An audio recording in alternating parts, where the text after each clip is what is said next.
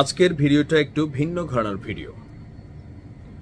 আমাদের এই মুহূর্তে সারা বাংলাদেশে জাতীয় ফিগার হিসেবে যদি আমরা কাউন্ট করি, ডাকসুর ভিপি জিএস বা এজিএস যারা আছেন, এদের মধ্যে আলোচনায় সাদিক কায়েম এবং ফরহাদ, এই দুজনের লাইফের যে উত্থানটা খুবই নাটকীয়ভাবে জীবন তাদেরকে ঢেলে দিয়েছে।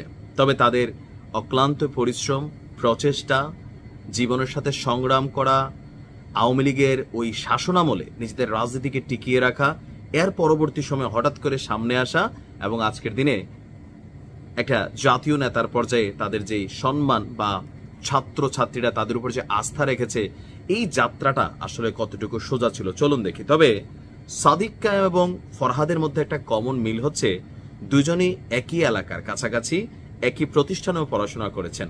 আর আজকে দিন শেষে দুই বন্ধু এসে সামহাও এই জায়গাটাতে নিজেদের অবস্থান নিয়েছেন। তো প্রথমত সাদিক কায়েমের ইউনিভার্সিটিগত কেরিয়ার যেটা, সে হচ্ছে রাষ্ট্রবিজ্ঞান বিভাগের ছাত্র।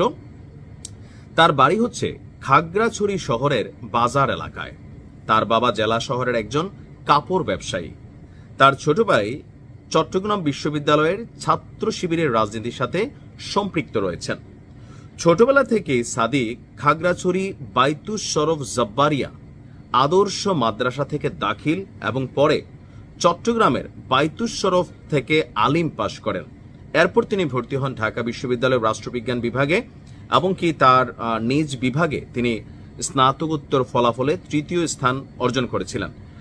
আর সাদিক কায়েম পার্বত্য চট্টগ্রামের ছাত্র সংসদের সাবেক সভাপতি, হিল সোসাইটি সাবেক প্রতিষ্ঠাতা, save youth students against violence সাবেক ফেসিলিটেটর, সূর্য সেন হল অ্যাসোসিয়েশন অব পলিটিক্যাল সায়েন্সের সাবেক সাংগঠনিক সম্পাদক, বাংলাদেশ ইয়ুথ ইনিশিয়েটিভ বিওয়াই এর সাবেক সাধারণ সম্পাদক।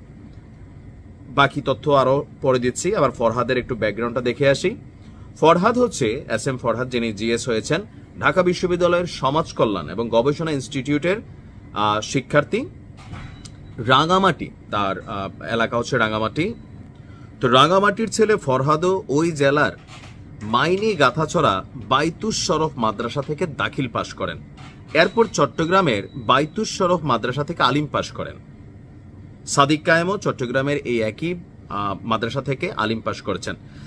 এস এম ফরহাদের কোয়ালিটিগুলো দেখেন।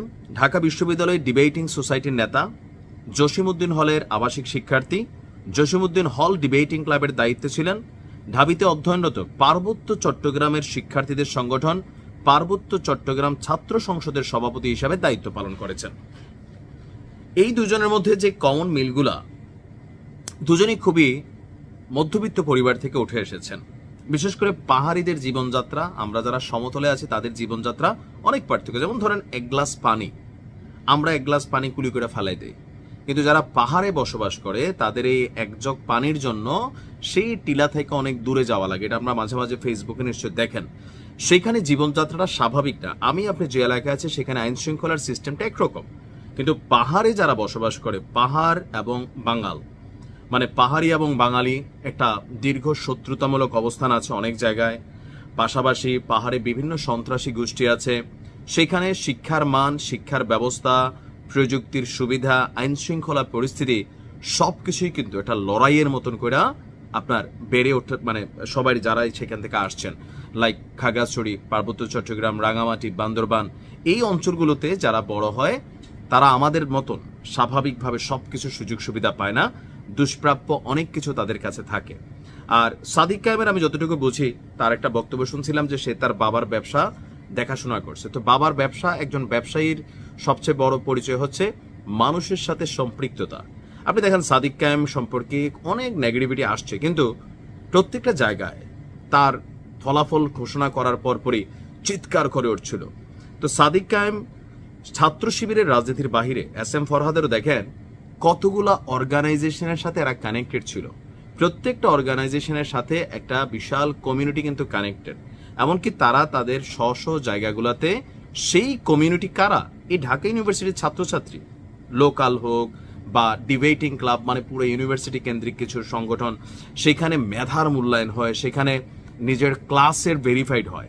তো এই জায়গাগুলো থেকে সাদিক কায়েম বা শিবিরের যে প্যানেলটা, আবার যদি আপনি ধরেন মহিউদ্দিন খান, আপনি তার রেজাল্ট দেখেন, ঢাবির লোক প্রশাসন বিভাগের 18-19 সেশনের শিক্ষার্থী, স্নাতকে 3.93 সিজিপিএ পেয়ে এককভাবে প্রথম শ্রেণীতে প্রথম হয়েছিলেন।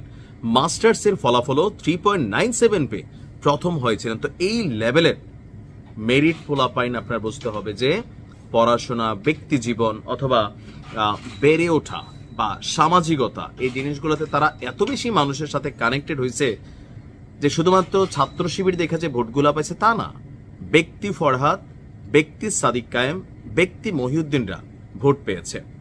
আর আমাদের অন্যান্য রাজনৈতিক দলের যেটা হয়, মন্ত্রী, এমপি, অমুক তুমক, প্লাস মাইনাস থেকে কিন্তু একটা কানেক্টিভিটি চলে আসে। তো সেখানে হয় কি, যে মানুষটা লড়াই সংগ্রাম করে বড় হয়েছে। আর শিবিরের রাজনীতি বরাবরই বলি ছাত্র শিবিরের রাজনীতি 1000 টাইমস সুসংগঠিত। কাদের তুলনায়? ছাত্রদিক, ছাত্রদল, আরো যারা আছে লাইক এনসিপিরও বেল নেয় ছাত্র শিবিরের রাজনীতির কাছে। এই সাদিক কায়েমই সেই সাদিক কায়েম যে জুলাই অভ্যুত্থানের টোটাল গেইমের একজন চেঞ্জার ছিলেন, যাকে কি বলা হয় যে জুলকারনাইন শায়ের যখন সাদিক কায়েমের পরিচয় সামনে আসলো, পুরো বাংলাদেশ কাইপা উঠলো, মানে ঢাকা ইউনিভার্সিটিতে, কারণ ছাত্রলীগের সাথে তার সম্পৃক্ততা ছিল। এখন এই সম্পৃক্ততার আপনি লুঙ্গির তলের রাজনীতি দেখতেছেন, কিন্তু এটা তার কৌশলের রাজনীতি ছিল, সার্ভাইভ করছে সামহাউ। এমনকি তার নামটা নিয়েও বিভ্রান্ত ছিল। যেমন জুলকারনাইন শায়ের বলছিলেন তার নাম হচ্ছে সালমান, জুলাই আগস্ট অভ্যুত্থানে তারে জুলকারনাইন শায়ের সালমান হিসেবে চিনতেন, কিন্তু তার প্রকৃত নাম সাদিক কায়েম। যখন ছাত্র শিবিরের কমিটি সামনে আসলো, তখন সাদিক কায়েমরে দেখে তার রুমমেটও লিখছিল কেমনে সম্ভব, মানে এটা। এখন আপনি দেখেন, ইতিহাস বিজয়ীকে মনে রাখে। ডাকসুর ভিপি হিসাবে আজন্ম সাদিক কায়েমের নাম থেকে যাবে।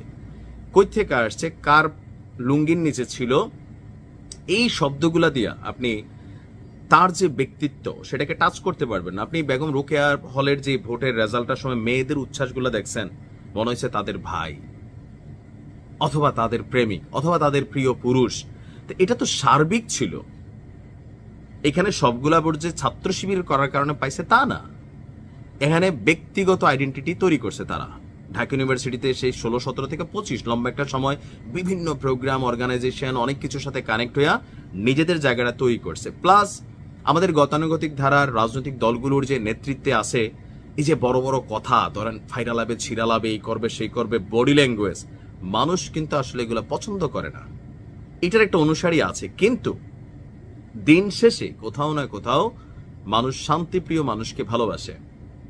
তো শিবিরের যেই চেহারাগুলা, তারা তাদের ব্যক্তি আইডেন্টিটি একদিনে তৈরি করে নেয়। সেই পাহাড়ের সংগ্রাম থেকে ডাকসুর ভিপি এজিএস পদে এই জার্নিটা জেনারেল লাইনের পড়াশোনাও না, মাদ্রাসা থেকে আইসা কই পর্যন্ত আসছে, এটা আপনি চারটিখানি কথা না। দোষ খুঁজলে অনেক কিছু পাওয়া যাবে, কিন্তু আপনি তাদের এই জায়গাটায় আসার যে রাস্তাটা, যে সংগ্রামটা, সেটার দিকে তাকান, তাহলে আপনি আপনার রাস্তা খুঁজে পাবেন। ভালো থাকুন।